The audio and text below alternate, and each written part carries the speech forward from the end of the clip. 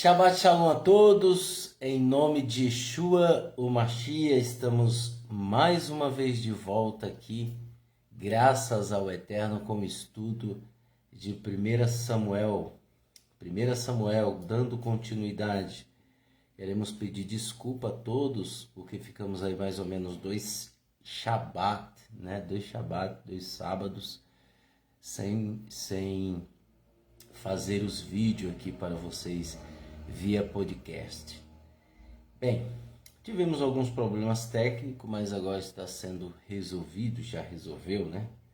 E agora dando continuidade ao estudo do livro de 1 Samuel, Shemuel Aleph, 1 Samuel, capítulo 25.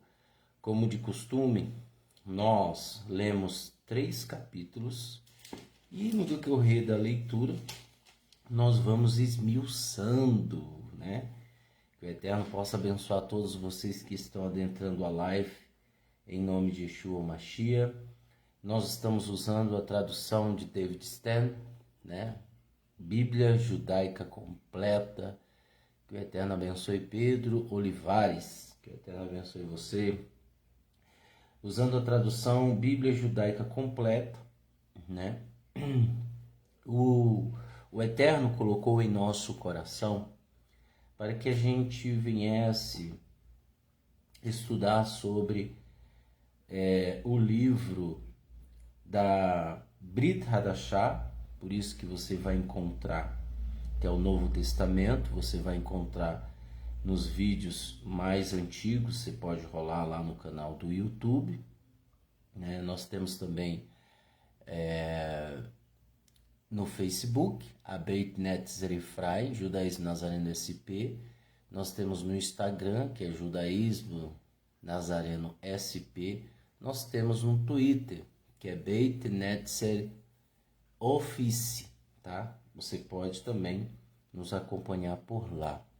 E temos o canal do YouTube, tá?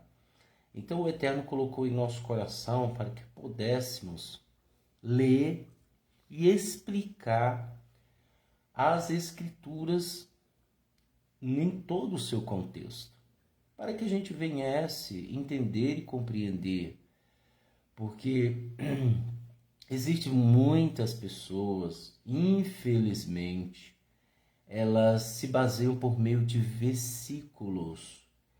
E quando eu me baseio por meio de versículos, eu não entendo o contexto. Isso, tem muita gente que gosta de ler versículos, mas você não entendeu o contexto daquele versículo. Então é necessário você compreender as Escrituras num todo, você entender a história do povo de Israel. É necessário você compreender a Torá, é necessário você compreender o Taná, que é o Velho Testamento, o livro dos profetas. É necessário você entender a Brit Hadashah, que é o Novo Testamento.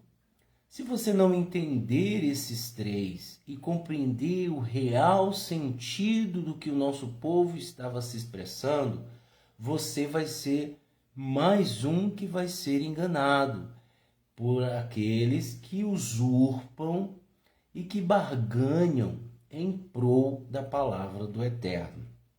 Então não seja uma pessoa alienada a um sistema religioso, tá? Então existe muita gente sendo enganada, por quê? Porque não entendem o contexto histórico das Escrituras, não entende o real sentido do que a Torá fala, do que o Moshe quis dizer, né? E é nesse contexto que Yeshua é surpreendido quando ele chega na sua época, ele encontra um cenário corrupto, um cenário corrompido, que era liderado pelos fariseus, os saduceus, os parushim, né? Os fariseus. Então, e nós temos também o cenário político que estava corrompido. Então, através desse cenário, de legalização, ou seja, uma situação legalista é que Yeshua se encontra. Ou seja, a Torá ela não é legalista, mas os líderes a tornaram legalista, né? De acordo com seus achismos. E aí, Yeshua encontra um cenário que não foi aplicado para o povo de Israel, tanto é que ele é surpreendido por esses fariseus com uma mulher que é encontrada que foi pega em flagrante adultério. A Torá realmente ela condena o adultério. Porém, vamos analisar uma situação que Yeshua deixou bem claro. Vejam só, ela é surpreendida em adultério, mas logo quem traz esta mulher não trouxe o homem também. Se ela foi pega em flagrante adultério, cadê o homem? Porque a Torá fala que ambos têm que ser apedrejados. Só que só trouxeram a mulher. Então, se você não entender o que a Torá disse lá na frente, você não vai compreender o que Yeshua estava querendo dizer quando ele disse: aquele que não tem pecado, atire a primeira pedra.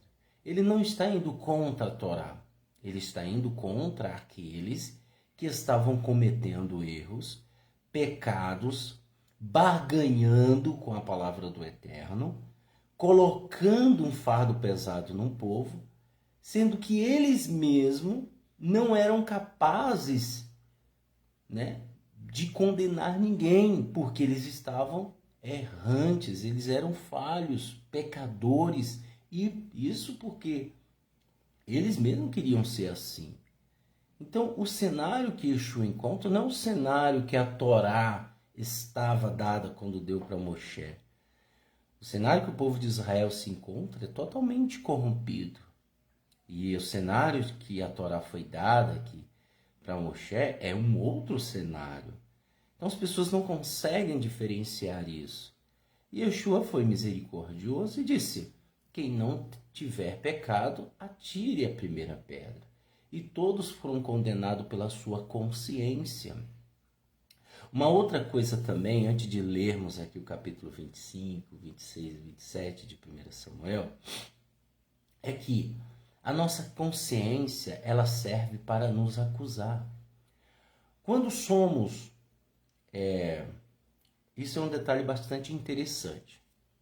Quando somos acusados pela nossa consciência, isso significa que precisamos mudar. E aí, quem é acusado pela sua própria consciência, ela vê que realmente ela precisa mudar. Isso quando a pessoa quer mudar. Ela quer o processo, ela almeja o reino do Eterno, ela almeja servir ao Eterno. Então, temos uma consciência para nos acusar e depois para que possamos nos consertar. Mas existe muita gente, e não é pouca, é muita gente, que as suas consciências não as acusam mais. Elas acham que ficarão impunes diante das suas aberrações que elas cometem. Isso mesmo. Tem pessoas que gostam de realizar um mal contra o próximo. Elas gostam, elas almejam. E elas até fazem, jogam pessoas contra outras pessoas, elas fazem muito isso. E ao mesmo tempo, elas acham que nada lhes ocorrerão, nada vai acontecer com elas, elas ficarão impunes. Isso é uma situação de pessoas que infelizmente está com a consciência corrompida. Ela não tem mais forças de arrependimento. É nesse estágio que muitos se encontram. E é necessário que nós possamos dar valor à nossa consciência para que possamos nos consertar, para que possamos nos colocar em pé diante do Eterno. Isso é fundamental.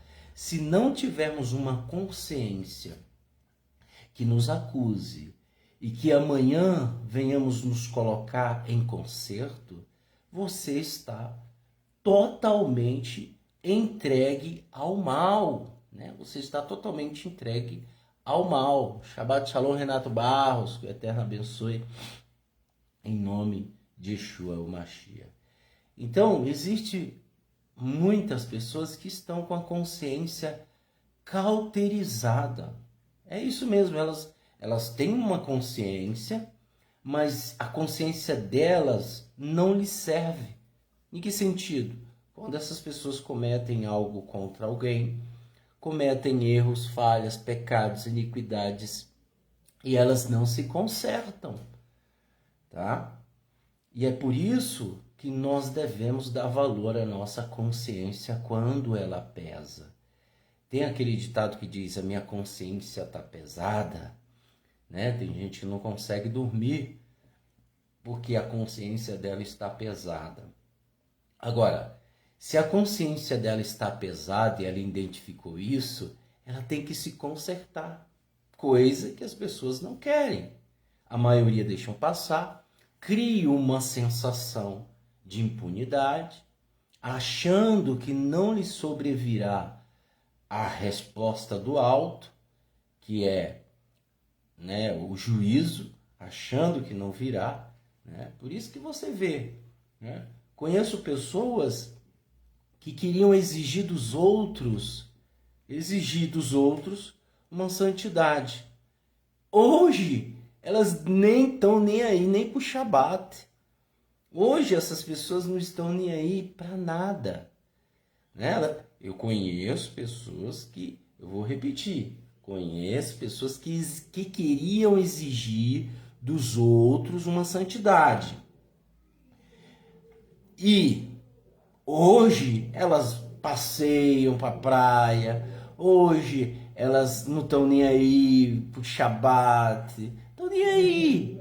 Mas antes elas queriam exigir dos outros. E aí criou-se um motim, né? Essas pessoas criaram-se um motim, se separaram para não ouvir mais Torá e vivem como ímpios, infelizmente. São pessoas que não têm a consciência esmiuçada, né? A consciência que vem lhes trazer arrependimento. Essas pessoas não são assim. Então, entenda e compreenda quem são as pessoas que estão ao seu lado, pessoas que estão vivendo ao seu lado. Se essas pessoas não querem um arrependimento e vivem cometendo atrocidades, iniquidades, erros, fazendo os outros errarem, sendo inimigas do bem, fuja, sai de perto. Essas pessoas não querem mudança, tá certo? Então vamos continuar com o estudo do livro de 1 Samuel, capítulo 25. Continuando. Shemuel morreu e todo Israel se reuniu em luto e o sepultaram em sua casa em Ramá. Samuel, todos nós sabemos, né? Temos os vídeos anteriores que estamos lendo aqui desde 1 Samuel. Lemos já o Juízes, lemos já Josué. Então nós estamos aqui na época dos primeiros reis de Israel. O primeiro foi Saul, né? O primeiro rei. Só que ele ainda está vivo aqui. E ele gostava muito de Samuel e Samuel gostava muito dele. Mas o Eterno falou para Samuel que o Eterno o rejeitou. O Eterno o rejeitou. Então Samuel morreu, que era o profeta de Israel, e ele foi sepultado. E o povo de Israel fez luto, né, ao seu favor. Então Davi foi para o deserto de Parã, em Moab. Havia um homem que tinha uma propriedade em Carmel. Ele era muito rico, possuía 3.000 ovelhas e milhares de cabritos. Ele tosqueava suas ovelhas em Carmel. O homem se chamava Naval e sua esposa se chamava Abigail. Veja só. A mulher era inteligente e atraente, mas o homem era rude e mau em suas ações. Ele pertencia à família de Caleb. No deserto de Davi, ouviu que Nabal estava tosqueando suas ovelhas. Davi enviou 10 homens com a seguinte ordem: vão até Nabal, em Carmel, e levem saudações por mim. Digam, vida longa e shalom a você, shalom em toda a sua casa e shalom a tudo quanto for seu. Um detalhe interessante, que esse Nabal, ele era rico, porém ele era rude em suas ações e mau, tá vendo? E sua esposa, ela era inteligente e atraente. Vamos entender. E aí Davi pede para os soldados irem até ele e dizer: vida longa e shalom a você, shalom em toda a sua casa. Ouvi que você está tosqueando suas ovelhas, seus pastores estiveram conosco durante um tempo, e nós não fizemos nenhum mal a eles. E eles não viram sumir nada durante o tempo em que estiveram em Carmel. Pergunte a eles, e eles mesmos vão dizer a você. Todavia receba meus homens com favor, já que estamos em dias festivos. Por favor, dê aquilo que você puder para os seus servos e seu filho Davi. Depois que os homens de Davi chegaram, disseram todas essas coisas a Nabal em nome de Davi. Quando eles terminaram, Nabal respondeu aos seus servos de Davi: quem é Davi? Quem é o filho de Ishai? Muitos servos hoje vieram fugindo de seus senhores. Tenho agora de pegar meu pão, minha água e minha carne das ovelhas que eu tosquei, e dar tudo isso para homens que vêm saber-se lá de onde é. Então os homens de Davi voltaram-se e disseram tudo o que Nabal havia dito. Veja, ele sabia quem era Davi, pessoal. Ele sabia muito bem. Como ele era mau e rude, então ele não quis ajudar Davi. Tenho agora de pegar meu pão, né? Ele falou, e dar para uma pessoa que eu não conheço.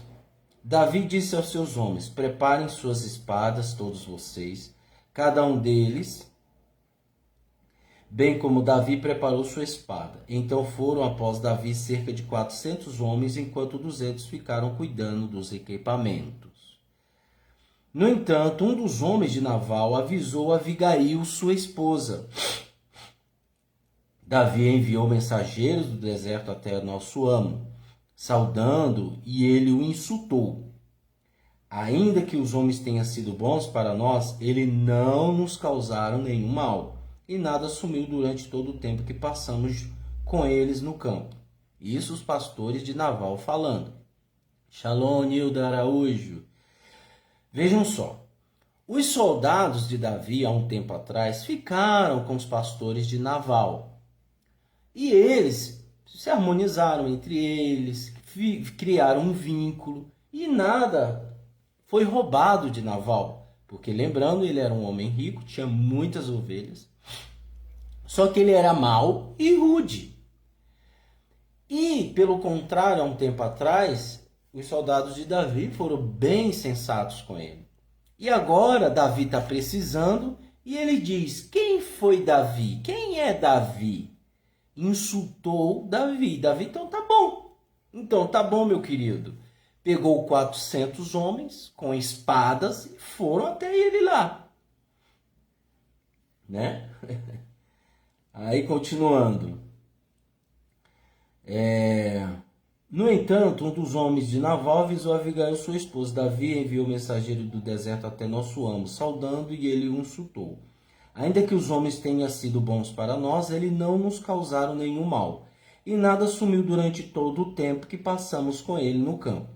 Eles nos serviram de parede de proteção dia e noite, o tempo todo que estivesse com ele, cuidando das ovelhas. Agora então, decida o que a senhora vai fazer, pois uma clara maldição está sobre o nosso amo e toda a sua família, mas ele é tão mau que ninguém consegue conversar com ele. Uma outra coisa, uma característica de uma pessoa de mau caráter e que é cego pela ganância, pessoal, é que ele não consegue enxergar o óbvio.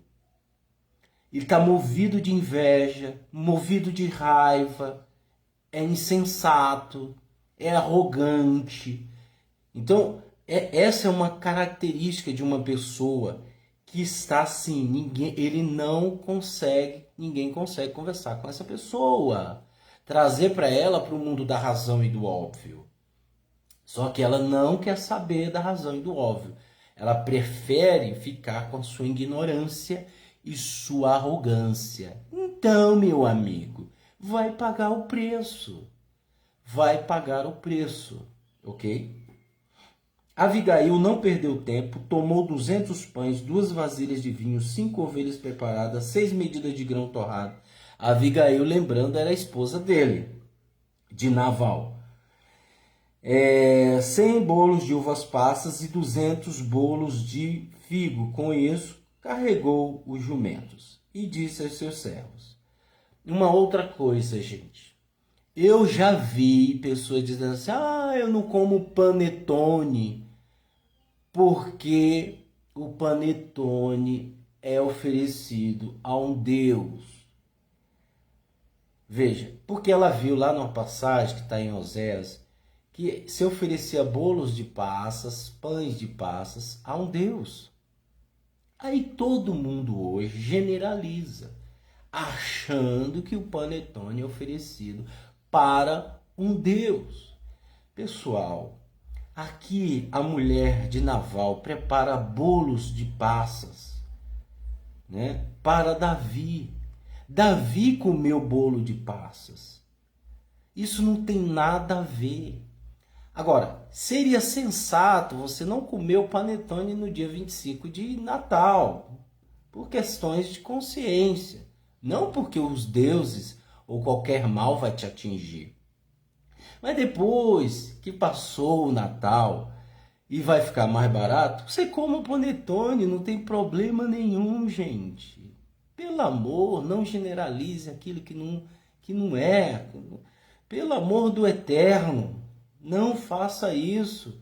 Tem muita gente que quer paganizar tudo. Ela quer, sei lá, ela quer fazer de tudo que o diabo está fazendo. Gente, todos os alimentos, eu já fiz um vídeo sobre idolatria. Todos os alimentos pertencem ao Eterno. Satã, diabo, quem quer que seja, nunca criou um alimento. Pelo amor de Deus. Agora, eu vejo que tem pipoca no trabalho da macumba. Eu não vou comer pipoca porque a pipoca está lá. Pelo amor de Deus. E se eu comer a pipoca que está lá? Por questões óbvias, né? Você não vai comer por causa da sua consciência. Não coma. Para que você está morrendo de fome? E eu falei no vídeo, se você está morrendo de fome, se você está passando fome, então coma. Não vai te causar mal nenhum. Porque aquele alimento não foi o diabo que criou. Ele foi apresentado por um ser ignorante que colocou ali, como se o diabo fosse comer aquilo. Então, gente, pelo amor do eterno, não pensem dessa forma, tá? Não pensem dessa forma. Isso é idiotice, né? Pensar que tudo é pagão, tudo é pagão. Gente, vejam só, disse Shaul que aqueles que pensam que serão atingidos pelos deuses é mente fraca. É mente fraca. É mente fraca. Disse Paulo. Então, gente, nós não tememos a ninguém. Nós não tememos a diabo, nós não tememos a Satã, não tememos a nenhum Deus que sabemos que não existe. Nós só tememos ao Eterno. Acabou. Tem muita gente que eu não vou calçar isso porque é um símbolo satânico, eu não vou fazer isso porque é um... Então saia daqui e vá para outro planeta. Né? Eu sempre falei isso. Mas infelizmente, né, continuando aqui bolos de figo, com isso carregou jumentos e disse ao seu servo: vá na minha frente, eu seguirei logo depois de você.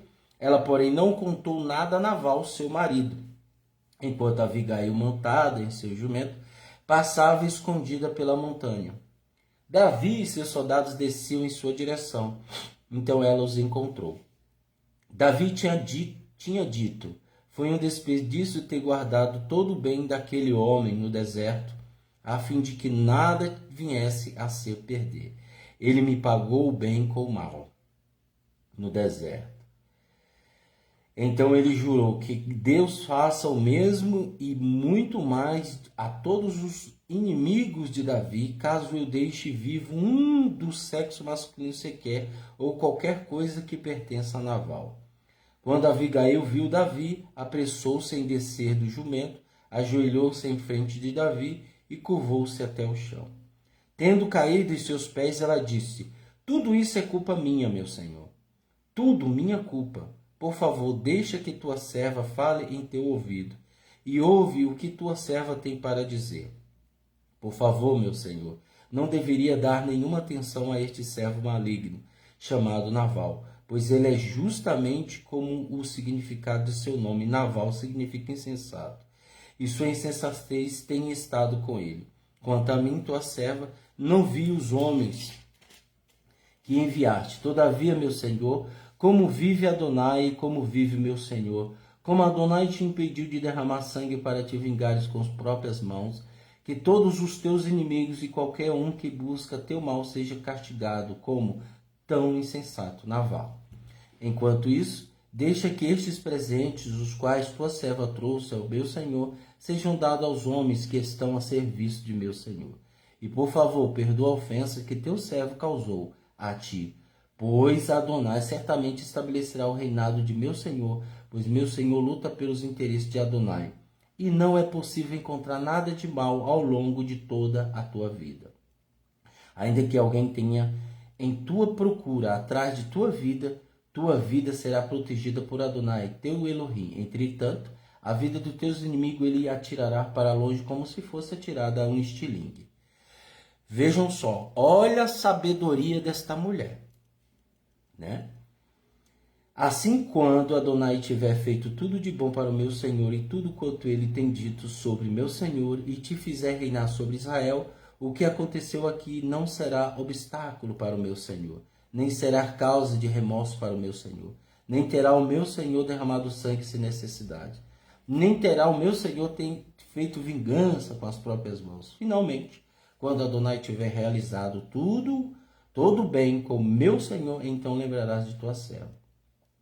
Davi disse a Abigail: louvado seja Adonai Elohim de Israel, que o enviou hoje para se encontrar comigo.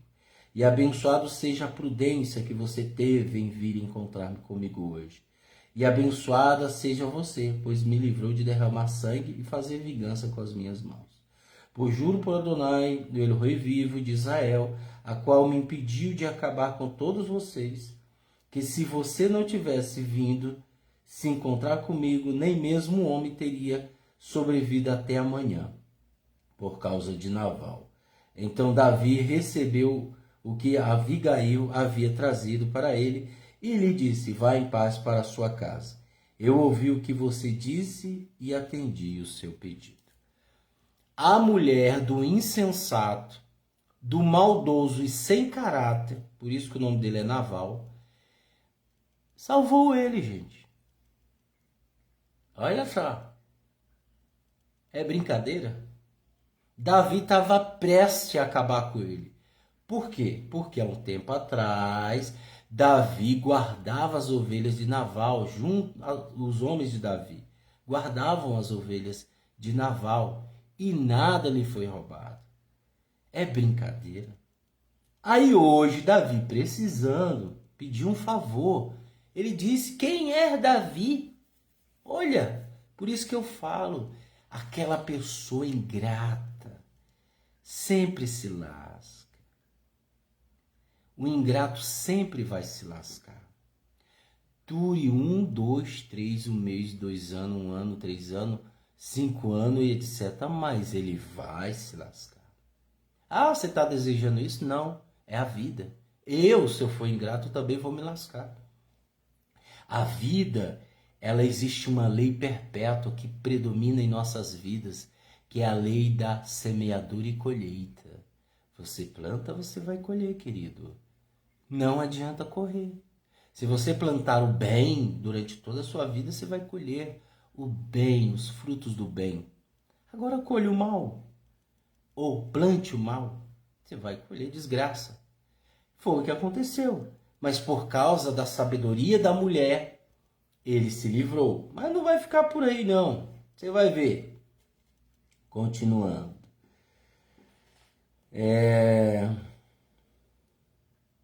Cadê? Então Davi recebeu Abigail, havia trazido para ele.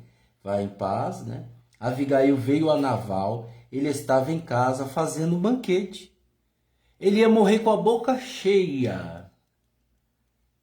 Quando ela voltou, acabando de livrar ele da morte, que Davi ia arrancar a cabeça dele, que Davi é homem de guerra, tá?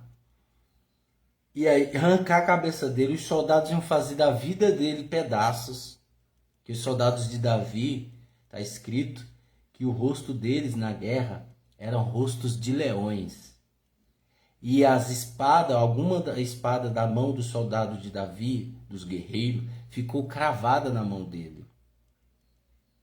Tá vendo? Tá vendo? Imagina esse homem na mão de Davi. E a mulher veio até ele e estava fazendo um banquete, como se nada tivesse acontecendo. Como se fosse um rei. Estava tão alegre, pois achava-se bêbado.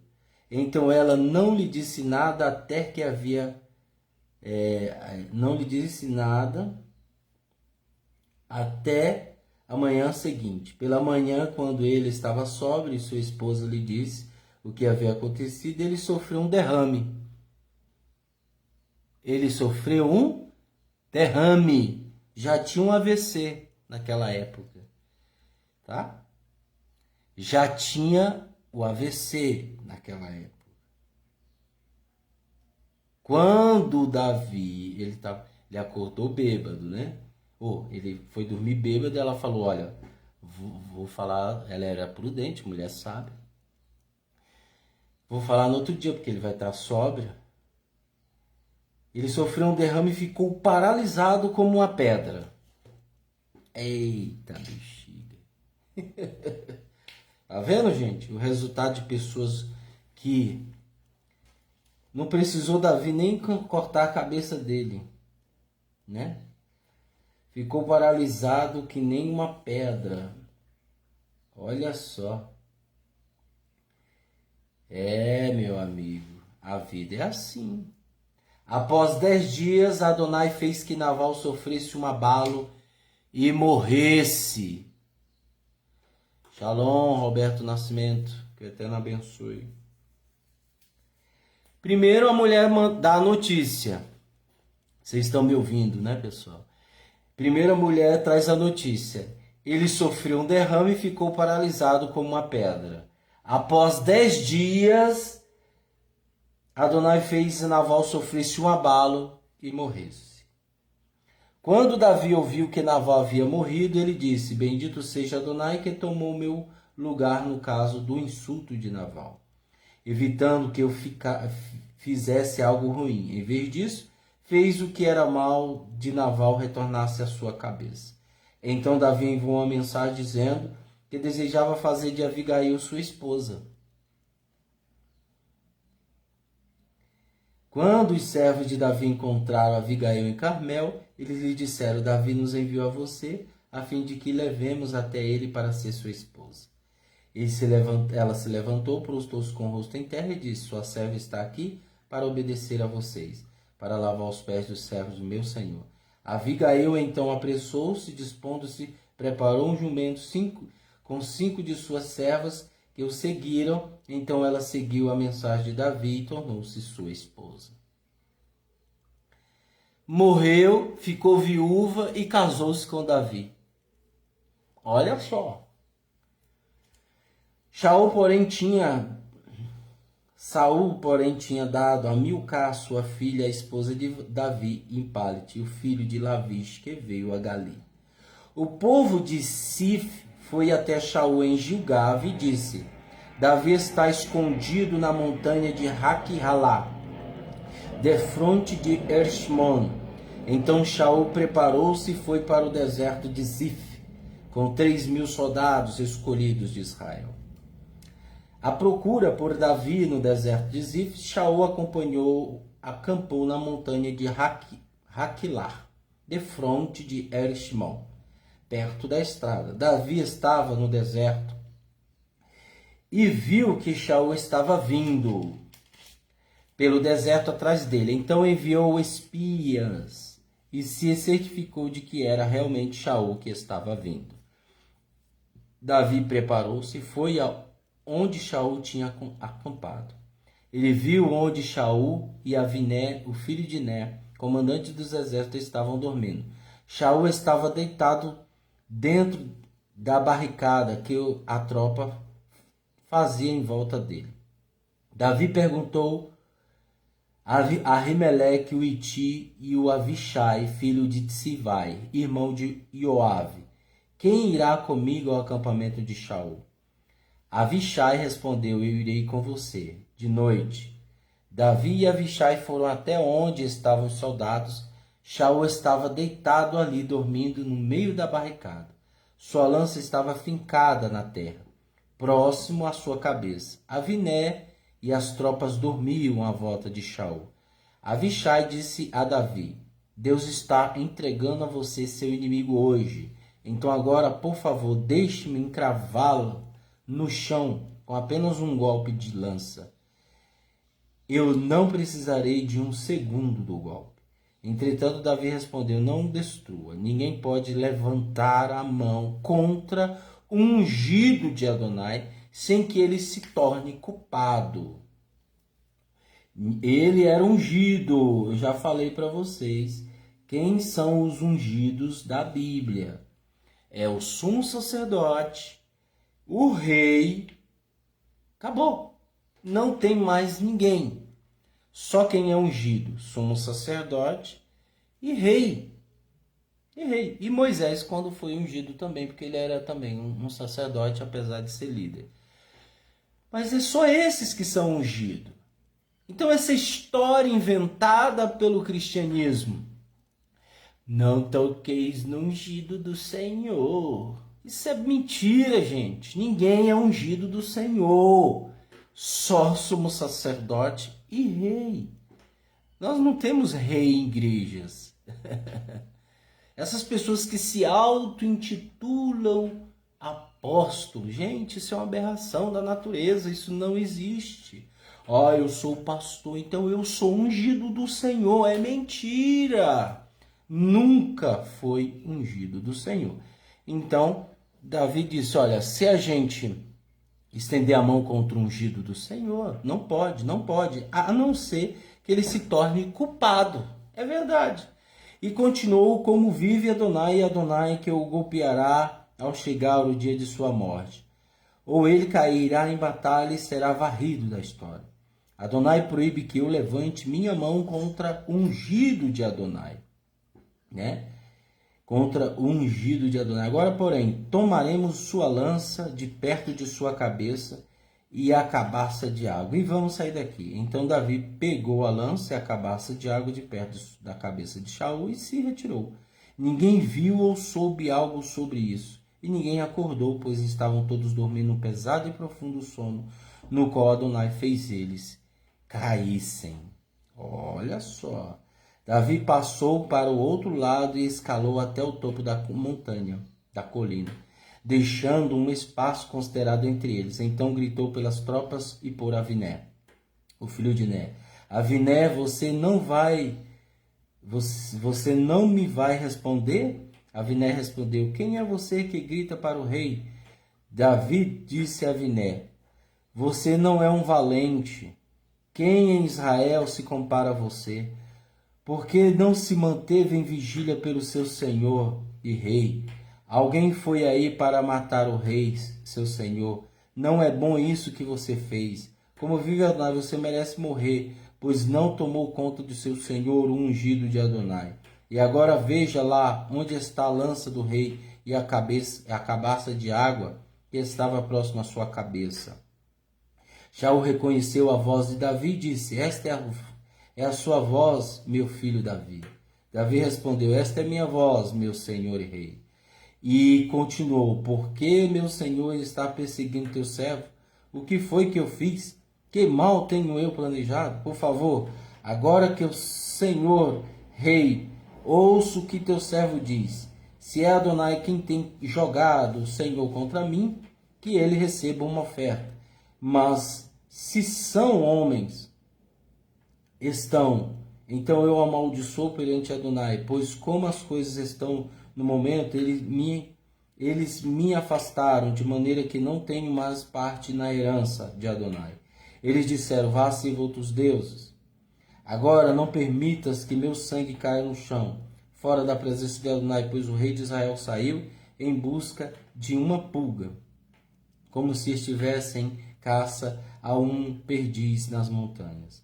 Então Shaul disse: eu pequei, volte, Davi, meu filho, eu não vou mais prejudicar você, pois você hoje poupou minha vida, considerando preciosa. Sim, eu me tenho comportado como um tolo. Eu estava todo errado. Davi respondeu: aqui está a lança do rei. Mande um de teus homens pegá-lo de volta. Adonai dará a cada uma recompensa de sua retidão e fidelidade. Adonai te entregou em meu poder hoje, mas eu jamais levantarei a mão contra o ungido de Adonai. Vê assim como eu valorizo tua vida hoje, que também a minha vida possa ter grande valor para Adonai. Possa eu ser libertado de todo tipo de problema. Shaul respondeu a Davi: abençoado seja você, meu filho Davi. Não há dúvida de que você conseguirá realizar tudo quanto empreendeu. Então Davi seguiu seu caminho e Shaul retornou para o seu lugar. Davi, entretanto, pensou: um dia Shaul vai me matar. O melhor que tenho é escapar para o território dos filisteus. Assim Shaul desistirá de me procurar aqui ou ali no território de Israel. Desse modo é que eu finalmente ficarei livre dele. Davi partiu com seus 600 soldados e foi a Acrish, o filho de Mooque, rei de Gade. Davi morou com Aquish, ele e seus soldados, cada um com suas famílias, incluindo Davi e suas duas esposas. Ahinoam de Israel, com sua família, incluindo Davi e suas esposas, Ahinoam de Israel e Abigail de Carmel, a viúva de Nabal. Shaul foi avisado de que Davi tinha escapado para Gade, então parou de persegui-lo. Davi disse a Aquish: se te simpatizas comigo, deixa-me morar em uma das cidades do campo. Porque irias eu morar na cidade real contigo? Naquele mesmo dia, Aquish deu Ziquilá, e é por isso que até hoje Ziquilá pertence ao rei de Judá. Depois de Davi morar na cidade dos Pelistim, no interior, durante 1 ano e 4 meses, ele e seus soldados iniciaram ataques contra o Geshurim e o Gizerim e Amaleque. Desde os tempos antigos, esses povos estavam morando na terra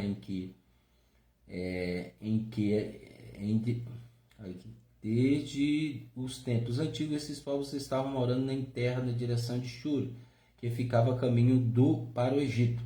Davi atacava essas regiões, não deixando nenhum homem ou mulher vivo, mas pegando as ovelhas, os rebanhos, os jumentos, camelos, roupas. Depois ele retornava a Aquish.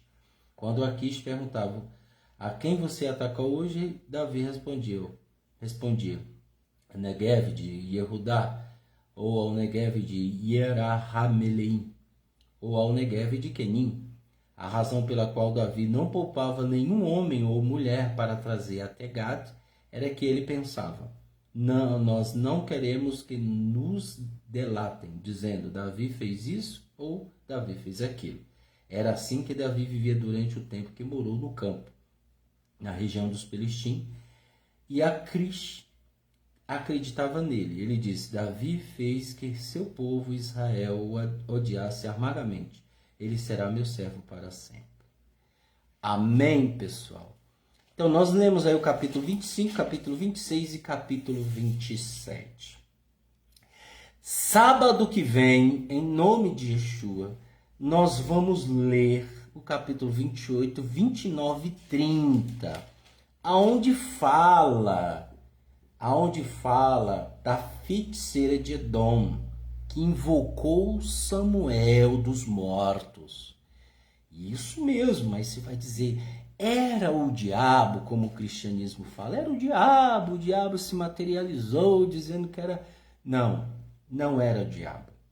Nós vamos falar sobre a vida após morte, os mortos, se podemos invocá-los ou não, nós vamos falar tudo isso no Shabat que vem, ok? Nós vamos esmiuçar, nós vamos trazer assuntos judaicos que estão em harmonia com as escrituras, que declaram evidentemente vida após morte, ok? E relacionamento de mortos com vivos, tá? Isso é fato, isso pode ocorrer, tá certo? Então nós vamos falar isso no Shabat que vem. Aguardem, será mais ou menos entre 10 e 15, a gente vai estar entrando ao vivo pelo podcast aqui do Facebook. Compartilhe esse vídeo, que o Eterno abençoe você grandiosamente. Nós vimos aí como um homem orgulhoso, o que é capaz de acontecer com a vida dele. Vivia despreocupado, Davi querendo matar e a mulher dele lá salvando ele. E aí, quando ela dá a notícia, ele teve um derrame e morre depois de 10 dias. E está escrito, o Eterno fez ele morrer. Então, pessoal, vamos ser humildes, sensatos, honestos, verdadeiros. Isso não é mal nenhum, tá? Vamos ser assim. Que o Eterno possa abençoar você. Deixo essa mensagem para você meditar, grandiosa, em nome de Yeshua, o Mashiach, Beshem Yeshua Mashiach, que o Eterno abençoe a todos, em nome de Yeshua.